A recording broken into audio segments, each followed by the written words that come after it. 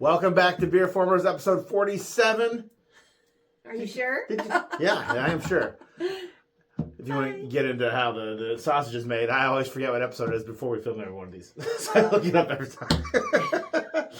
Dude, when we started this more than a year and a half ago, do you think we would get this far? No, it feels like we just started. I know, we're having fun. Time is crazy. Lots of fun. Talking about our two favorite things: adult beverages and toys. Right? Yes. So we're continuing on with our theme that we've had the last few weeks. We're talking about the combiners. So again, real quick recap: a combiner is a transformer that usually come in a set of 5 or more, or sometimes less, depending on which one you're talking about. But they have the ability to go together to form a larger robot. And we've mostly been focusing on what's called the Scramble City style transformers, which means they had like a certain mode where like there was a larger guy in the middle, usually the leader, and then 4 limbs that would attach, and they all had the same kind of like square-ish head that would fit to like a socket thing. To, and you can mix and match if you really wanted to. Yeah. So last episode we did the Technobots, your least favorite group so far. Yeah, pretty lame. And as we've been talking about for a while there, they start to get away from it after this next one we're talking about tonight. They were being released in pairs, the Autobot and Decepticon, and they usually had some sort of theme that kind of mirrored each other in some way. But this is completely off of that. No, we're still on that now for this one. Okay. You'll see when you talk about it. Okay. So real quick, just an example, I'll give one. We did the Protectobots, who were Autobot, rescue vehicles. And their counterpart were the Combaticons, which were Decepticon combat vehicles. So rescue versus combat, right? Stuff, ambulance versus So tank. the Technobots last week were all futuristic, high-tech Autobots. Futuristic, high-tech. And their combined form Computron was super smart. One thing we didn't talk about was that he's portrayed as like he's really smart. He can come up with the right idea, but he's not necessarily fast about it. He would sometimes sit there and think for a while. Then when he finally did come up with an idea, he had analysis paralysis. So his counterpart was the Decepticon known as Abominus. Oh, okay. He had a counterpart. Okay. So Abominus is the combined form of the Terrorcons. And instead of technologically advanced vehicles like the Autobots, these are monsters. Okay, well. Okay, so they all have animalistic type forms. So the exact opposite of high tech. Yeah. Okay. Also, though, could be completely your imagination. Sure. Right? Because it's not, it's just any kind of monstrosity. Oh, yeah, and every one of these monsters you're going to see is not like something from Earth. They're like, they're a made-up monster. Saying, yeah. They're made-up monsters. Whoever came up with this was brilliant. Yeah. So Abominus, again, the opposite of Computron, not smart. But really fast. No, not really fast necessarily either, but he maybe in combat he can, punch at you fast, something like that. But he's probably one of the dumbest of the combiners because he's just like, go Hulk smash. And he's is he even dumber when they're all together? Like all their dumbness is combined? I guess so. Into one big dummy? You could think of it that way, yeah. Okay. But he's made up of 5 robots, like the rest of the Scramble City ones are, where the central guy is the leader, and the 4 limbs make up the rest of the army for this set here. So, so what else can I tell you about Abominus? Again, he had very limited play in the cartoon because, like the Technobots, he came out at the very end of the American. What about the comic book? Was he in that? He was in the comic book a little bit. He also made his first appearance in the Headmasters Limited series. Okay. So this would have been like 87, is when these guys came out. And that was pretty much about it. You didn't see him very often. If it was, he might have been like a background character or something like that. As far as the modern comic books, these guys probably definitely showed up because the modern comic books have been all about giving like fan service, like having cameos pop in. I'll put a few of them on the screen as we've been talking, obviously. But this is kind of in many ways, a forgotten combiner for that reason. I'm sorry to hear that, buddy. He did get some fan service, which we'll see in a little bit. He had a redo, a web redemption, if you're a fan of Tosh.0, if you will. But yeah. Can we start changing them? Yeah, we start changing them. So the combined form, he's kind of known for having little stumpy arms. They are. They're kind of short, so he's like that. But well, let's get right to it. Giant gun. You want to do? What do you want me to do? Let's start with the legs for once. Okay. This guy here, I'll pull him off. I had a problem with it because, as we know, these are very old toys. These are 40-year-old-ish toys. Yeah.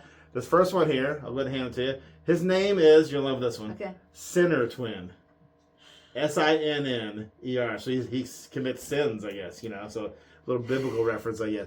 That's just a horrible name. A name that doesn't fly in modern times because people try to avoid doesn't make any sense. Well, you'll see why it's Sinner Twin here in a second. So these all turn into monsters. So unlike the Technobots, which you had a little hard time with because they didn't turn anything that you could kind of imagine. This you one's usually can imagine what these guys turn into. I see his legs, although I'm doing it the wrong way because it got stuck on that thing. So got that. So all these guys are just kind of animalistic brutes who like to go off and tear into their enemies. So there's not a lot of characterization that's worth mentioning. This is easy. Here comes. Oh, he's got 2 heads. That's why he's a center twin. Yeah, he's like he's a 2-headed dog beast or something. 2 heads. Yeah. Center twin. Okay. So Center Twin's got some love in recent years because variations of this character have been reissued. Okay. In the Transformers Prime universe toys, there was a version of Abominus, which I'll put it on the screen when we start talking about it later. But these guys all got redos for the Prime universe, and then later on when they had Combiner Wars and then Power of the Primes came out after that. That's when they finally redid Abominus. We'll be showing that in a second. But this guy's gotten some redos over the years. Some figures done in his honor. But why are there screws here under his head? Because there's probably 2 pieces to hold. Like the top piece probably comes on. So it's probably I see it. Okay. It's probably a top half and a bottom half. That's interesting. Yeah. Okay. Well, there you are. I can't remember Center Twin's deal, but he's got a gun that fits on top. Yeah. Nice. And then he's got his handguns. Why don't you go ahead and transform into robot mode real quick, too? We'll talk about it. Sure. I can't remember Center Twin's stuff. I guess I should do research for these shows sometimes, but I'm trying to do it all off the top of my head. And sometimes for some of these characters that were a little more obscure, there's not a lot in the head to begin with. So all you gotta do is fold the arms and legs back behind him just to get him out of the way. Oh boy, I just popped his arm and leg right off. This has wow. I broke it, Dave. Yeah. I literally just broke this. Well, he broke on me earlier to get ready for this video. So he's not made out of gold plastic, but his plastic parts are behaving like they are. So I'll go ahead and pop him out for you. For once, I tried. I gave it a little extra effort, and look what it got. But the piece broke off clean, so I should be able to glue it. So we're not gonna divorce you at this point. But one thing I don't like about these guys... Don't come at me in the comments, please. As you see, these guys almost universally have these little tiny stubby arms. Oh my god, that is tiny stubby little arms. It's mostly just to keep them out of the way for the animal mode, Yeah, and so Noel doesn't break them off. So he has a little gun, which I'll go ahead and put it in there for him, but he's like... Yeah. They'll have that universal... Sorry. That's okay. Center Twin will just kill you in your sleep tonight. Probably. Yeah. I better sleep with one eye open. I don't even know what he sounds like because my recollection is that if he's in the cartoon, he probably doesn't even have lines. He's probably just there, transforms, and becomes Abominus. Just going around sinning. Yep. That's buddy, I'm so sorry. It's okay. Well, again, these are ancient toys. It pains me to say that out loud, but that's where we are right now. Ew, this next one is Cutthroat. That's a pretty cool name. Cutthroat turns into like a winged creature of some sort, as you can see here. Now I'm scared. You got it. Okay. Just fold those down. You got it. Go slow. Okay. Don't get any resistance. If you have any doubts at all, hand them to me. There's this. Okay. Okay, and then you fold those down. And then his gun becomes the tail for the bird, too. Put it on there. So put it in there like this. Yeah. Okay. And he's like a vulture creature, but something. It's like a pterodactyl. Something along those lines, yeah. Pterodon. He's kind of portrayed as having a sharp beak, so he can kind of, tear into creatures like that, Maybe go for their throat. Go for their throat. Cut throat. And his gun's got this unique thing where you fold it this way for his tail when he's in bird mode, but you fold it around the other way when it's like his handgun. So it kind of shortens the gun a little bit. So it's got a special hinge on it. It makes it longer. Do you trust me to turn him into a... Yeah. Do I pull that apart?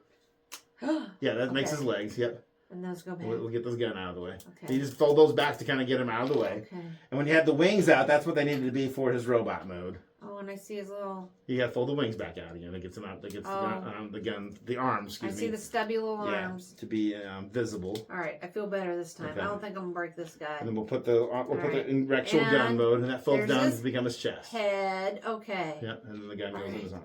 Those arms are tiny. They're not even past his body. That's the biggest design flaw of these, in my opinion, is that they've all got these weird little stubby arms. I don't know how they could function. And he can't eat. He can't even get a fork to his mouth. It's like a T-Rex trying to scratch his eye or something like that. You're going to have to eat Energon, just with his face. To make him stand up, I usually kind of put these legs back down to kind of be like kickstands. Oh, yeah, that works. That, Okay. Yep. So, man. So Cutthroat. So Center Twin, Cutthroat. Again, this guy got remade for Prime. I think they had to call him something different. I think they even called Center Twin something different because, the whole notion of sin being something. I don't know. Center Twin is growing on me. That's kind of a pretty cool name. Because of the twin heads and stuff. I don't know. It's like Synergy. Yeah. Center Twin. Next up is the guy. I do know a little bit about this guy. This guy's called Blot. Okay, which is L-O-T. Yeah, not a very great name, but when you learn about him a little bit, he's described as being kind of filthy. Like, you remember Pigpen from Peanuts? He's the closest that Decepticons have to a Pigpen. He's constantly oozing oil and smelly fluids. Kind of like you. Kind of like me. And he turns into a monster. It's kind of, I guess, a kind of a gorilla-ish looking monster. Kind of nondescript, you know. But yeah, that's the head of it. That's the head of the creature. Let's get the head folded back there. All right. And then you kind of, since he's an arm, usually he's in kind of already in robot mode. Yeah. And then like that. So that's he basically. Looks like Grape Ape. Yeah, that's a good way. He's got this backpack that goes on to kind of give him a gun, even in animal mode, so the gun can shoot over his shoulder. All right. But he's kind of like slovenly. People don't want to be around him because he's messy and dirty and blah blah blah, and he's constantly oozing fluids. But put him in robot mode. Blotting out all the light. So blotting, yeah, like a blight. Okay, so the legs go back again. Yep. Okay. And then you pull that back down again. Like this? Yeah, separate the legs, yep. Now these big arms, which are not his robot arms, just get folded behind him. Oh my gosh, those aren't his robot arms. No, those are just his monster arms. Who designed this? And then he's got the little gun that fits in the tiny arms. They need to go to jail. Okay. That just folds down to become like the chest. Right. It's not folding down. I think you got it already. I think where's his head? I think he has the ability to articulate when he's in monster mode. His head's right here. So if I can flip it up. If I can. Uh-oh. Hi, Ronan. That's Ronan thinks about that. I'm going to use a tool. Oh, no. It's wedged in there good. It has a little pad there you can kind of grab with your finger, but it. Sometimes it's not easier said than done, right? There's this tiny little head. The monster arms fold back. Ready for your gun, buddy? Yeah. We're going to put it in this left hand because he's bad. Because he's bad? He's bad. Shamal. Can you see that tiny little head? Now, Ripper, Center Twin, Cutthroat, and Blot, I never owned as a kid. Oh. But I did have this one. I had one Terrorcon as a kid. So you got and I love this guy's name. Okay, what his name is Ripper Snapper. Oh, that's great. And he's like a shark. He's like a land shark creature. So oh my god. Okay. Yeah. While these are designed poorly, whoever was naming them, they were on point. Yeah. That is great. Ripper Snapper. Did he have that little like butterscotch candy? That's a whippersnapper. Oh, okay. Whippersnappers. Okay. So yeah, he's already basically in robot mode. Just flip his head up. Oh. There's his head. Legs. The shark head is his backpack. It doesn't not really meant to bend that way, but you Candygram. You figured it, and then his little gun goes in his little hand. He's got that thing up his butt. Okay. Put the gun in his hand so we can see what it looks like in robot mode. Okay. Then we can transform him back into beast mode for a second. Okay. Is that you right? get little tiny arms that just pop up a bit there. Is that how he's supposed to be? No, again, these fold back to get out of the way. There's his toes. So these just folded out of the way too. His toes. And the shark fin out of the way. So there he is like that, you know. He's a lot shorter like that. Yeah. So his creature mode. Okay, come on, Ripper. Claps him up. Ripper Snapper. All right, so the head goes down. No. Head gets covered up by this backpack head. So snap him down. Yep, kind of comes up and over his head. You can see the shark kind of motif on there. Can you get it without breaking it? Yeah, let me do it then. Yeah, I do. I'm so nervous now. That's it, like that. So, okay. Yeah. Oh, I was gonna fold the robot arms down flat. I was not gonna do that right. Is he a shark with legs? He's a land shark. Yeah. Oh, okay. So he's got a shark tail. Yeah. He's got the legs there that he can walk on. He's got the two legs he can claw with, and then he's got he's got a gun on the back that gives him the classic. Oh, it's a dorsal shark fin. Yeah. Okay. I'll put that in there. I'm just a dolphin. Thank you, man. I'm just dolphin. All right. Yeah. It's a Ripper Snapper. I had this one as a kid. Ripper Snapper. Why I only had one of the Terrorcons, I don't know. When you got him, was he like on a card? I bought him on the card. Yeah, only one of these I ever got in a gift set with the aerial box. I got it for Christmas. So you as had the whole to piece gift set. these together. Yeah, the piece. Now this came as a gift set, I'm pretty sure. But that's not how I acquired it. I bought this one guy one time. Do you remember where you got Ripper Snapper? I think I got him at Target. In Alton? In Alton.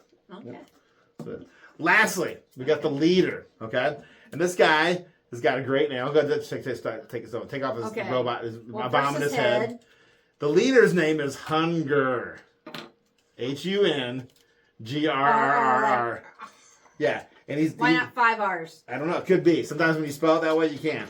So he is ravenous. He eats. He's always constantly eating stuff. He turns into a two-headed dragon. These look like legs. Yeah, it's going to be the legs of it. It's the rear legs, actually. Oh. Okay, that's the tail comes up the head. Oh.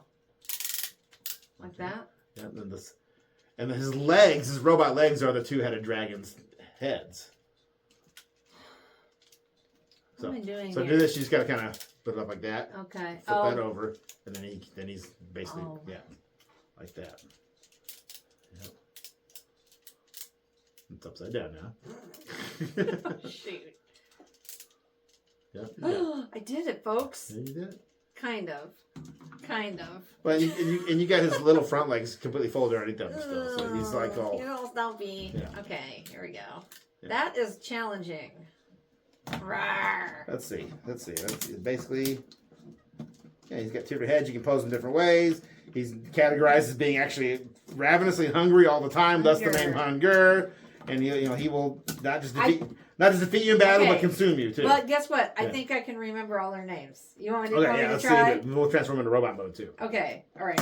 You can start transforming if you want to. I thought you wanted to have the fun of doing it. No, is it too much? Is it too much stress? I am very stressed tonight because I broke this first guy. Okay. Who now I'm blanking on his name. Don't tell me because I'm going to remember because I was. Oh, okay. Center Twin. Yes. Okay, that's Center Twin. Okay, this one's Blot.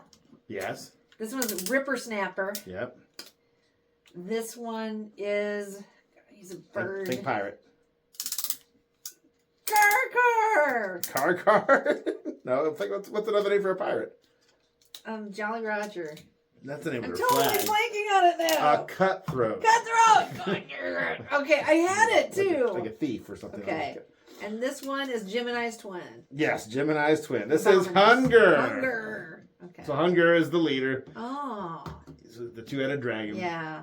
No, that's cool. But yeah, there was a lot of twisting and bending on that one. Yeah. That scared me. Well, again, when they're made up modes, especially when they're made up animal modes, Hunger. you get a little crazy. But yeah, so his heads become his kneecaps when he's in Abominus mode, that kind of thing. Yeah. But so as I said, I'm not going to show you all of them because the one that came out for Prime was like kind of a little miniature guy. It was actually smaller than the original because a lot of times. In general, it seems like the more modern Transformers are bigger than their original counterparts, depending which way you're talking about. There's some exceptions here and there. But the Transformers Prime Abominus, which was made up of figures that were about this big, maybe a little bit slightly smaller than the limb figures here, it's a pretty small combiner too. It was kind of interesting how they did it. But I'll always put a picture up on the screen. Okay. But here is the Power of the Primes one, which was done in the same style as the Combiner Wars one. Look at that gun! Yeah. Dang! So they did was they heavily modified the torso figure, which would have been like Silverbolt. They basically kind of modified him a little bit to make him look a little bit differently. Okay. Then they took the same aerial bots and modified them to have the different pieces. But you can see all the pieces here. There's Cutthroat. There's this bird head. Oh, yeah. Center Twin's there with his two heads. There's the Ripper Snapper with the shark head and Blot here on the side. I modified this one. This one. Hunger In the middle. I modified mine again because I do for the sake of head canon. He didn't come with a weapon. How is he supposed to fight? It was kind of an omission, I felt like, because all the other Combiner Wars guys had a weapon, right? This one didn't have a weapon. So when they had the same line, they had all these miniature guys that could turn into various things, but they all universally could become weapons, right? So I just stuck two of those on here, so he's wielding two flaming swords. So you put these on. I put these two swords in his hands so he could carry something. That's the best part, Dave. And then they put out. There was you should work for when we did the Firecons. Yeah. Okay, this one you revved them up. Yeah. They put out a redo of one of the Firecons. Did you put him on there? And because he didn't really fit anything else, I made him into a backpack for the back of Abominus here. What did you name him? He's still Cindersar. Oh, okay. He's still Cindersar. I didn't change his name. And now the Power of the Primes guys had slightly weapon. Yeah, Power of the Prime guys had slightly different feet and hand molds versus the rest of the Combiner Wars guys. I like to lift them and see how heavy they are. If you pick up this by it's pretty heavy. Just for being plastic. Yeah. Sorry, Cindersar. He's just kind of balanced. Because I thought he fit because the color scheme was kind of garish like the rest of these guys, and I wanted to put it somewhere. And there was kind of a theme there. A lot of these guys that came out during Combiner Wars and Power of the Primes, where there was a sixth guy who became either a gun or a chest piece or something like that. So I thought, well, is that what sparked it? Because I want to know your thought process. That's exactly how does what your brain work? Yeah. Did you have this first and think? I did. I need to put him somewhere. Yeah, he should go somewhere. Or did you see there should have been 6 in your brain, and you're like, no. So I got to find something that fits that. It really began with because the first couple that came out were Minosaur, who had the little blackjack guy who became the chess piece, right? And then the Aerobots, they had the Power Dive, who came out to be like a gun piece that came with them. And then for there was an Optimus Prime version that came about, had the same thing as Blackjack, but became like Rodimus. Yeah. So there was this precedent of always having like a sixth guy who was the smaller guy who became a piece of whatever went on him.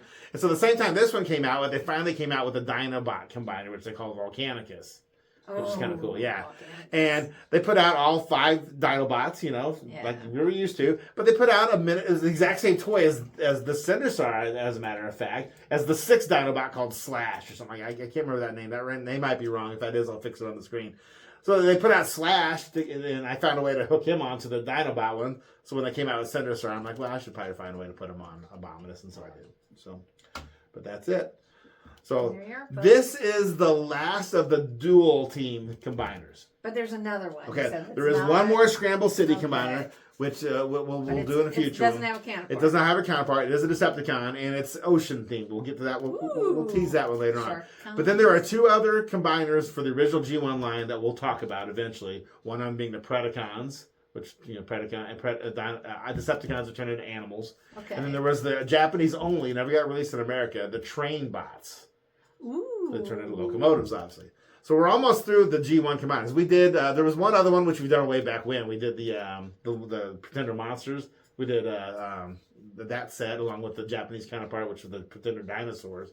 So this, we've just got 3 more, 3 more combiners to do. We have done all the G1 combiners, so it's pretty exciting. G1, it sounds like the GD combiners. G1, for those of you who are not in the know, is collector slang for Generation 1, which is what the original series was retroactively named after they had the series called Transformers Generation 2. It was never called Generation 1 back in the day. No, it was just called Transformers. More than meets the eye. So when we say G1, that's referring to the original line of Transformers, which ran from 1984 to 1990.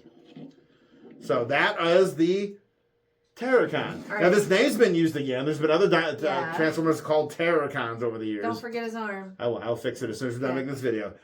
Which one is your favorite? Ripper Snapper? Ripper Snapper is the one I owned as a kid. The shark monster was kind of cool. It's really cool. Sinner Twin's probably my second favorite. I just like that little 2-headed dog thing. It's almost like Cerberus from Greek mythology, but missing one head. But there you go. I have to agree with you. I think they're the 2 best ones. And the colors are garish, but I think for this one they work. They do. I agree with you. This is a much better concept, if you ask me. And they go together as a combiner better than Computron. Yeah. Computron had a couple of design flaws, like for on Nose Cone, the guy with the drill tank pin on it. His foot pegs that allow these things to become the foot pegs for the big robot didn't really match well. So as a result, when you put it in, it was like always kicked off to the side in some sort of weird way.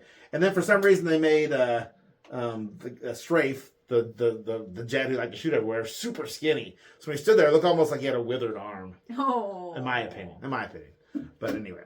So, pretty exciting. Another combiner out down the checked off the list. All right. And I think you like this one better overall. I do. And so why don't we just then stick with our theme of not actually having the beer to drink while we're talking? Because I know the fans love that. Yeah. We're finally kind of done doing some travels lately. But I am excited to talk about this brewery tonight. The brewery we're going to talk about is 1905 Brewing. It is in Assumption, Illinois. And I'm sure Dave is putting up pictures from the place right now. But kind of like counter to the last place we went, this place is literally all about the beer. Mm-hmm. It has a fascinating story. And just want to read a little bit to you. Like a lot of small towns in the middle of Illinois, it's surrounded by farms. And it's probably seen its better days, right? This town was a bit more of a mining town, though, right? Yeah, but it's surrounded by farms. Yeah. And so a few years ago, actually in 2017, a group of citizens secured what they call a mapping grant that was available for revitalizing small towns. And they used that money to buy the Golden Prairie News building in town. And they had this dream to remodel it into a brewery because they'd done research and they saw that across the country at the time, microbreweries were just driving business, and they thought this would be a great way to bring people into their downtown. And so this group of people, they remodeled this building. In 2008, they made their first brew there, and they opened to the public in June of 2019. And then, ouch. Yeah, and So don't know what happened the next year. Sadly, it was destroyed by fire almost a year later. But they rebuilt And rising from those ashes, in 2020 they began brewing beer again, and so that's a space that we went to. So they're only open 3 days a week. Friday, Saturday, and Sunday. So you need to go to their website to see their hours. But this place is really cool. It has this giant tap room, like big wide open ceilings. Big outdoor area. Huge too. bar, yeah. And then a nice outdoor area where they have outdoor games. They have concerts. So if you go to their website, you can see their constant stream of music that comes to play there, live music. You can definitely get...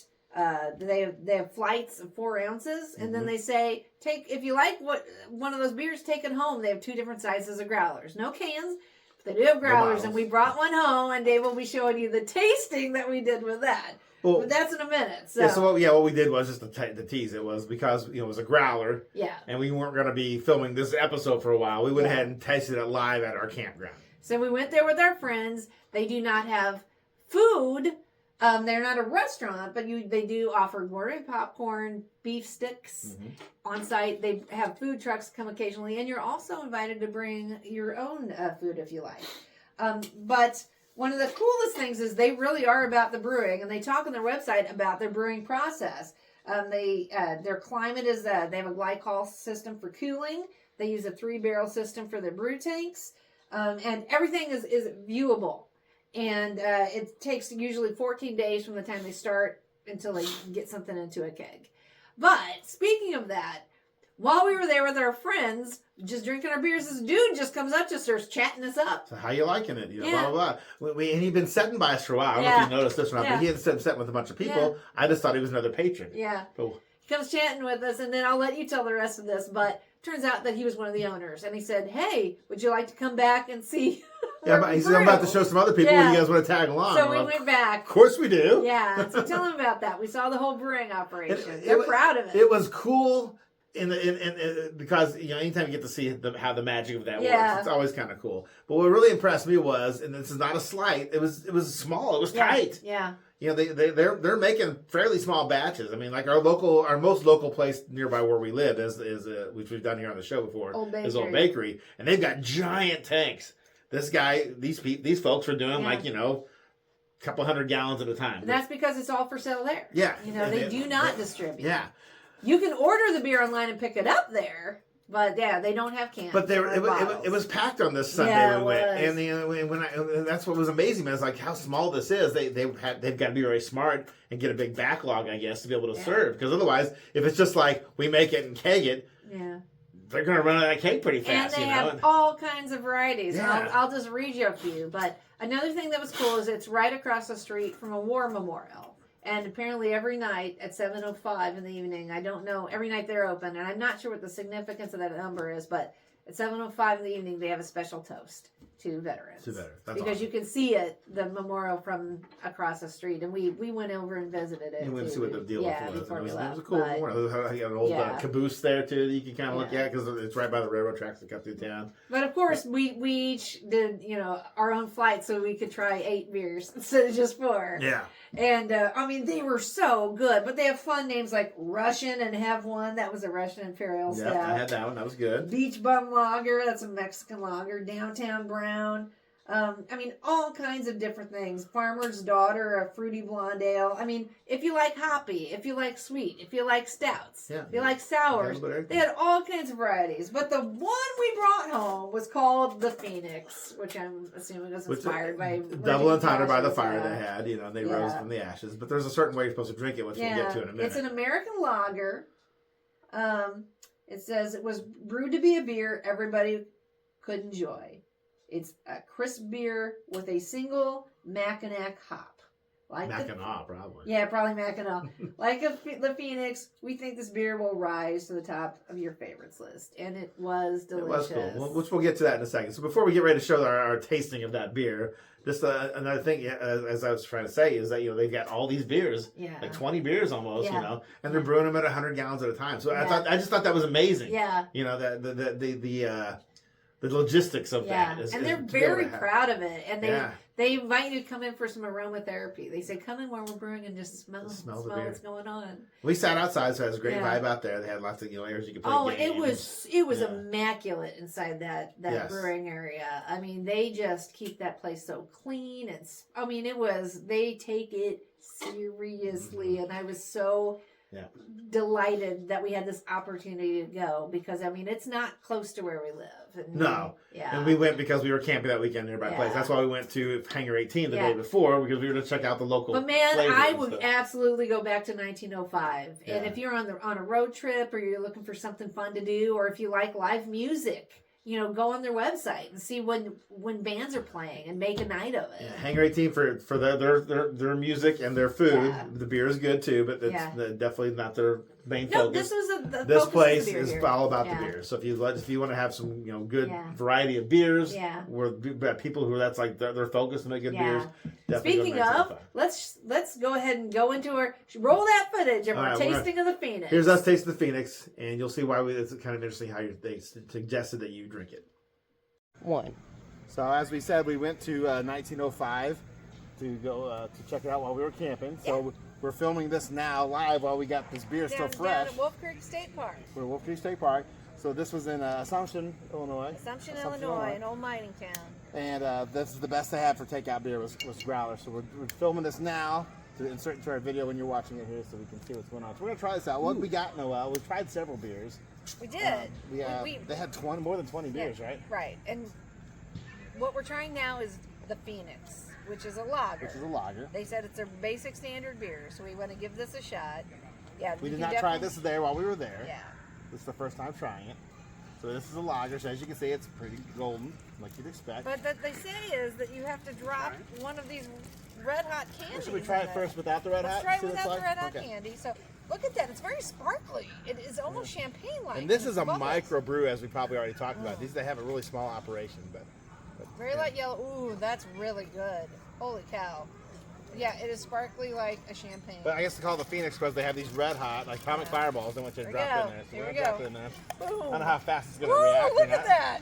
Look at that. That was cool. You can see it bubbling up. Yeah. All right. Swirl around just for a second.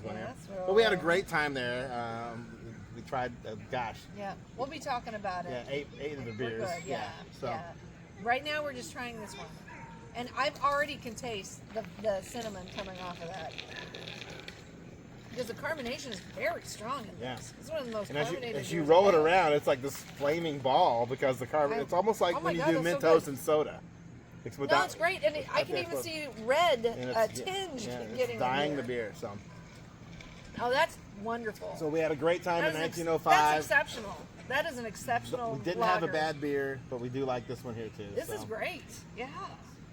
So remember, you can't bring it home in cans, but you can bring it home in growlers.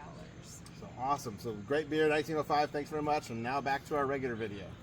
Okay, we're back. So that was pretty cool, right? Yeah. Just, you can drink this beer plain, but because of the Phoenix, you get the atomic fireball. So the only other time I've been, I know a lot of places do like pairings, and Old Bakery does one in the holiday season, for example, where they pair 4 beers with a holiday treat, and I love it, and we do that every year.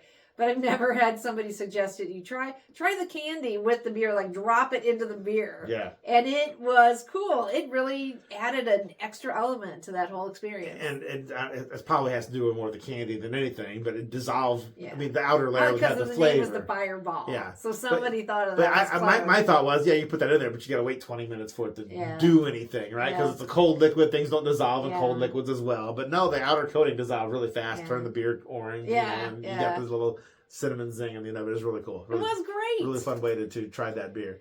Would we have done it there like that? Maybe, but it was kind of fun to take it back to the campground and do it next to a fire and stuff like that. So anyway, their beer is awesome, and they're there in the heart of they're trying to be the heart of their town, and if you can support it, do it. Yeah. Do not miss it. You go to Shelbyville Lake, you're in the right area for that. You sure are. Middle Give it a whirl.